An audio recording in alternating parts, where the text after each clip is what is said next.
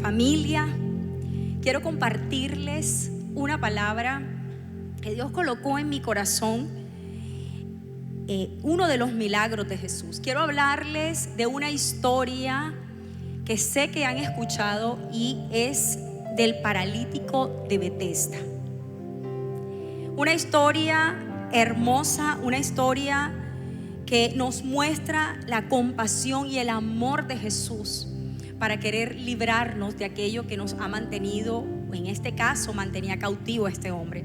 La enseñanza se llama de la parálisis al propósito, y quiero ir rápidamente, y está en Juan 5 del 1 al 9. Dice, lo voy a leer en la Reina Valera, dice: después de estas cosas había una fiesta de los judíos y subió Jesús a Jerusalén. Y ahí en Jerusalén, cerca de la puerta de las ovejas, un estanque llamado en hebreo Betesda, el cual tiene 5 pórticos. En esto yacía una multitud de enfermos, ciegos, cojos, paralíticos que estaban en el movimiento del agua, porque un ángel descendía de tiempo en tiempo al estanque y agitaba el agua. Y el primero que descendía al estanque después del movimiento del agua quedaba sano de cualquier enfermedad que tuviese. Y había allí un hombre que hacía 38 años que estaba enfermo. Cuando Jesús lo vio acostado, supo que llevaba mucho tiempo así, y le dijo: ¿quieres ser sano? Señor, le respondió el enfermo, no tengo quien me meta en el estanque. Cuando se agita el agua, entre tanto yo voy, otro desciende antes que yo. Y Jesús le dijo: levántate, toma tu lecho y anda. Y al instante el hombre quedó sanado y tomó su lecho y anduvo. Este milagro, como les decía, de esos que cautiva mi corazón, porque vemos la historia de un hombre que tenía 38 años enfermo, toda una vida paralítico, sin poder moverse, quizá viviendo de las limosnas o de lo que las personas podían darle. Y ubicándonos un poquito en el contexto de la historia, dice que este estanque que se llamaba Betesda, y Betesda significa casa de misericordia, dice que tenía 5 pórticos o puertas. Y Jesús entró por la puerta de las ovejas. Cada puerta tenía un nombre. Y además este estanque, para como ampliar un poquito más la información, por donde entraban los enfermos, además por esa puerta entraban los animales que iban a ser sacrificados, que iban a ser entregados por sacrificio. ¿Qué quiero decirles con esto? Que no era un lugar muy agradable, que no era un lugar muy bonito. Además dice que ahí habían cojos, paralíticos, ciegos. O sea, era un lugar que estaba rodeado de completa y total de gente enferma. Si yo me hago una imagen mental de cómo era ese lugar, a pesar de que había un estanque ahí lleno de agua y que entre comillas, ahora les contaría la historia, entre comillas un ángel, porque era algo como una superstición, se dice, que un ángel movía las aguas. Y hay varias versiones estudiando este pasaje.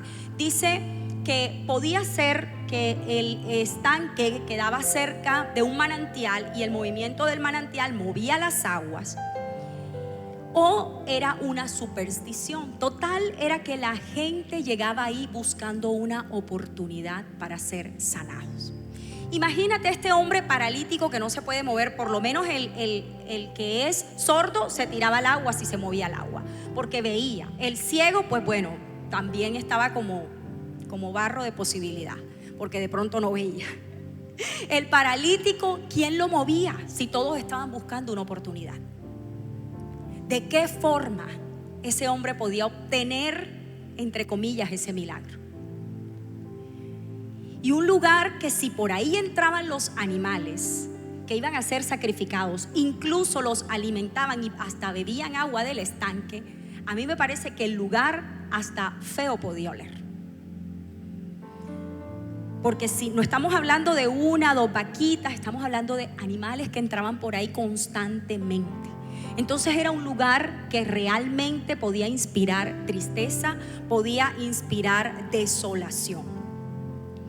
Sin embargo, hubo un día en el que Jesús quiso entrar ahí.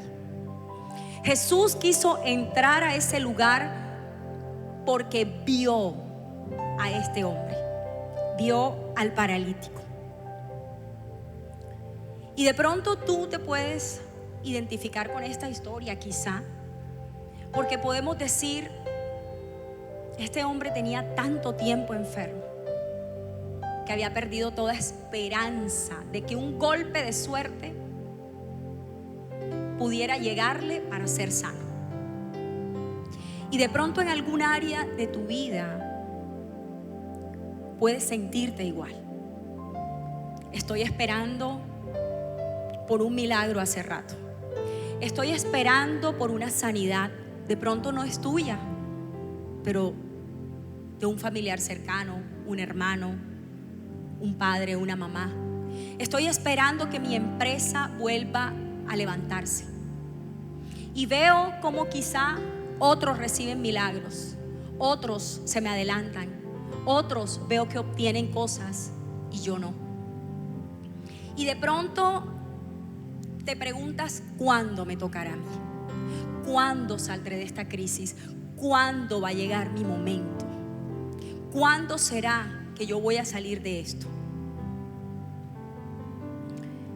De pronto te sientes como pudo haberse sentido ese paralítico, viviendo de la misericordia, de las migajas, o pensando algún día va a llegar, como dice una canción por ahí, el día de mi suerte.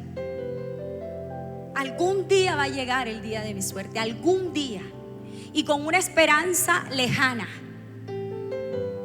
con una esperanza que se ve por allá lejos de algún día. Quizá puedes sentir en tu mente, has pensado eso, en tu corazón. Y yo quiero resaltar de este pasaje 3 puntos importantes. Primero, identificar cuál es nuestra parálisis. Porque así como les decía, en él había una parálisis física, pero también había una parálisis en la mente, en su sistema de creencias. Este hombre estaba literalmente imposibilitado para moverse. Imagínate, la parálisis, por supuesto, no te permite moverte. Hay diferentes tipos de parálisis cerebral, física.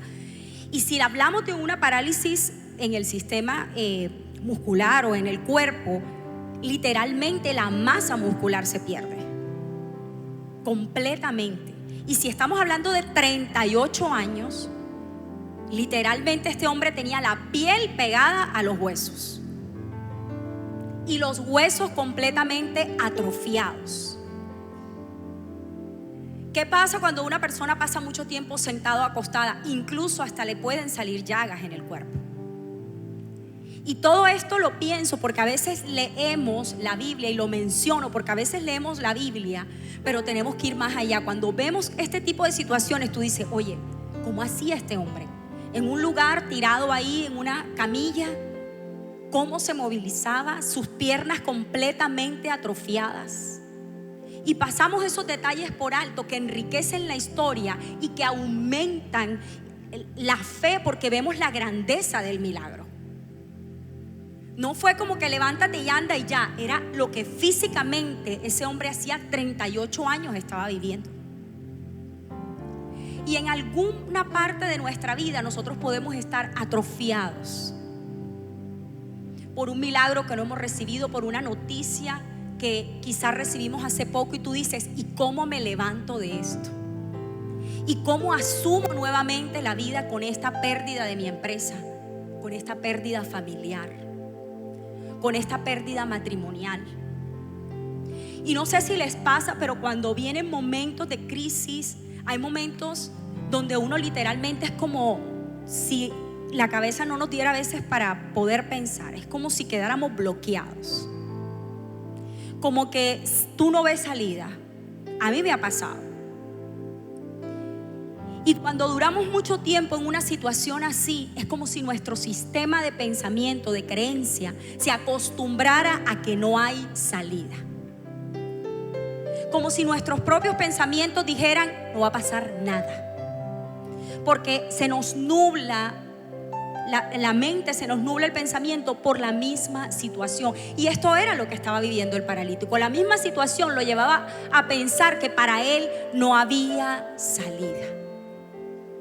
¿En qué situación te encuentras en este momento que sientes que literalmente necesitas un milagro? ¿En qué área de tu vida sientes que estás paralizado? Este hombre estaba estancado en un estanque. No podía hacer nada ahí, solo esperar. ¿En qué área de tu vida te sientes estancado? ¿Laboralmente? Tocas puertas, no se abren. Quieres emprender y simplemente es una idea que tienes a lo lejos, pero como que intentas y no das el paso. Financieramente, o quizá algún joven dice: esta es la universidad que quiero,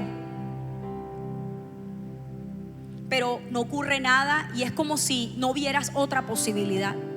¿En qué área te encuentras? Dice la Biblia que la esperanza que tarda es tormento al corazón. Y yo creo que varios aquí en algún momento hemos tenido promesas que se han tardado, ¿sí o no? Incluso yo tengo promesas de Dios que aún no se han cumplido. Y cuando habla de que esa esperanza es tormento al corazón, es como cuando eso se vuelve y lo necesitas y nada pasa y simplemente piensas en eso y piensas en esto y te roba la tristeza, te roba la paz y te convierte en una persona triste por algo que no se te ha manifestado, por algo que no se ha podido manifestar. Y meditas, ¿y para cuándo? ¿Y en qué momento? Y veo que las otras personas, y ahora con el tema, pues obviamente las redes sociales yo las uso, pues sí son un buen medio, pero cuando vemos un mundo de gente feliz, entre comillas, todos felices, la familia felices, viajando, saliendo, y tú dices: todo el mundo está feliz y yo no. A todo el mundo se le dan las cosas menos a mí. Caras vemos, corazones no sabemos. Redes sociales vemos, corazones no sabemos. Cada quien libra una batalla, cada quien tiene una historia. Entonces, ¿qué área de tu vida no está en movimiento? Está ahí atrofiada, porque lo que no tiene movimiento se atrofia, lo que no se usa se daña. Esta noche vamos a salir de aquí como el paralítico, andando, por lo menos con una elección y una decisión, porque Dios no nos hizo para quedarnos inmóviles y paralizados ahí estáticos. Dios nos hizo para dar fruto. Y en esa área donde tú te has sentido paralizado, vas a dar fruto. Vas a dar fruto en el nombre de Jesús. Jesús le pregunta: ¿quieres ser sano? Y parecía una pregunta obvia y hasta tonta, ¿verdad? ¿Quieres ser sano? Pero Jesús sabía lo que estaba preguntando. ¿Por qué? Porque a veces nos acostumbramos a estar así en esa situación. ¿Realmente quieres ser sano? ¿Quieres ser libre? Y es una pregunta que hoy Dios nos hace. ¿Y sabes por qué Jesús preguntó eso? Porque elegir salir de ese estado en el que él estaba requería salir de su zona de confort. Requería hacerse cargo de su vida. Requería elegir, decir: no voy a vivir de las limosnas de otro y me voy a ser responsable de mi vida. Requería tomar acciones. Y a veces nos cuesta accionar por temor, por diferentes pensamientos.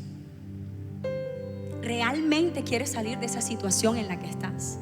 ¿Quieres que tu matrimonio sea restaurado? Sí, ok. ¿Estás dispuesto a buscar ayuda? ¿Estás dispuesto a trabajar áreas en tu vida para que tu pareja no sea ofendida más por eso que a ti por eso que le molesta a ella de ti? ¿Está tu matrimonio en crisis por una infidelidad? ¿Quieres que sea restaurado? Sí. ¿Estás dispuesto a dejar esa relación? ¿Estás dispuesto a recuperar el corazón de tu familia. Quiero salir de esa crisis financiera en la que estoy. Ok, ¿estás dispuesto a salir poco a poco de tus deudas y financieramente poner tu vida en orden? A no gastar más de lo que deberías, a sembrar.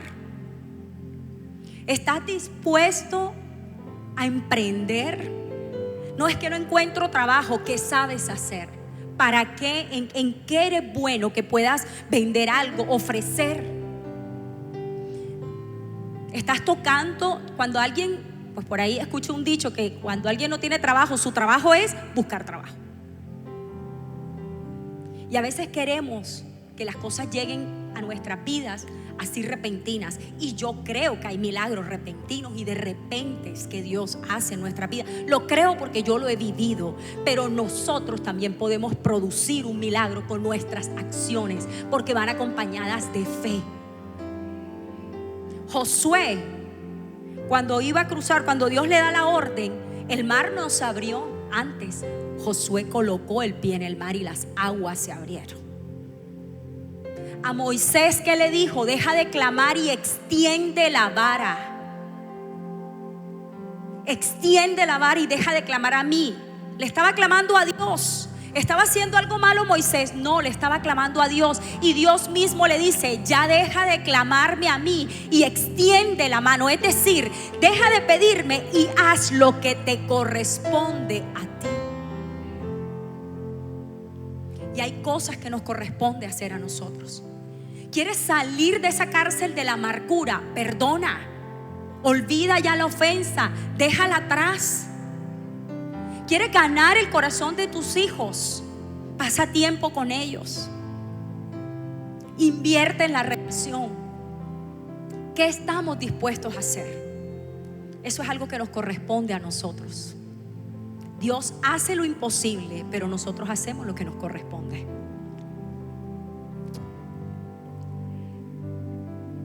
El primer punto, entonces, ¿en qué área de tu vida sientes que hay parálisis? Y si realmente estás dispuesto a salir de ahí.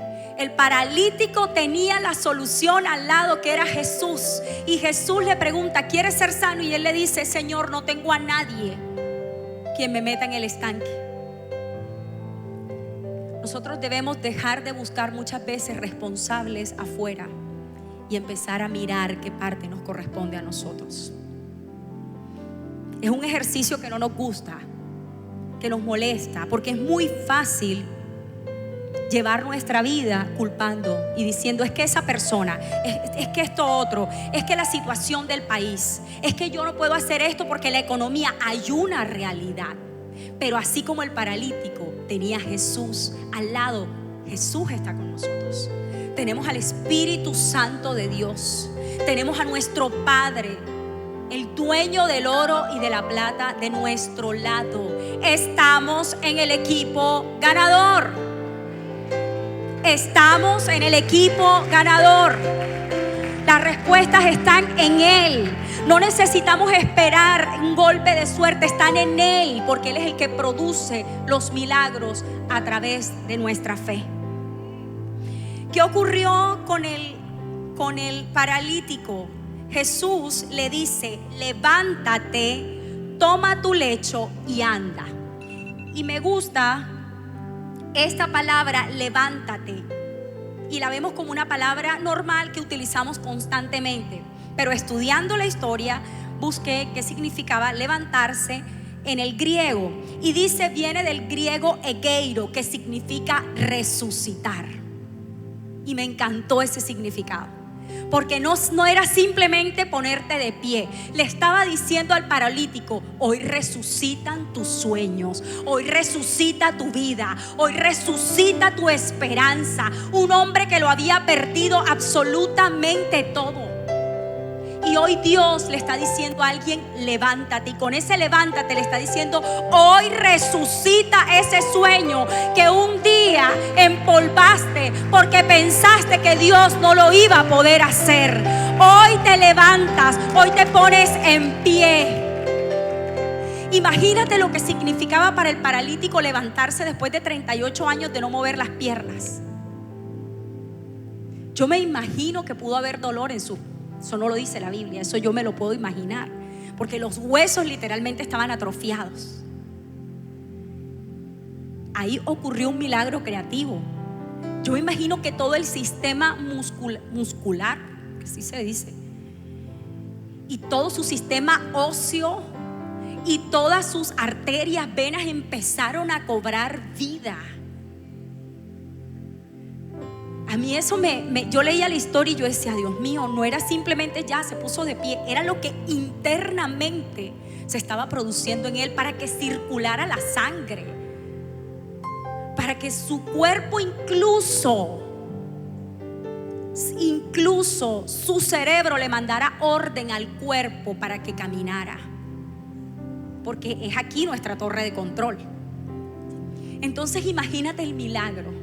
Hoy recibimos en el nombre de Jesús una orden del cielo para que nuestra mente, nuestro sistema de creencia, nuestro cuerpo, nuestros sueños, nuestras emociones respondan al llamado divino de Dios. El paralítico respondió a una palabra de Dios. Respondió a una palabra.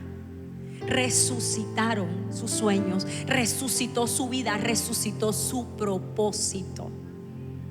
Resucitó el propósito de alguien que pensó que toda su vida iba a estar tirado en un piso, sin hacer nada, quizá no tenía familia.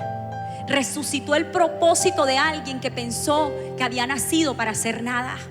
Resucitó el propósito de alguien que de pronto soñaba con una familia y no la podía tener.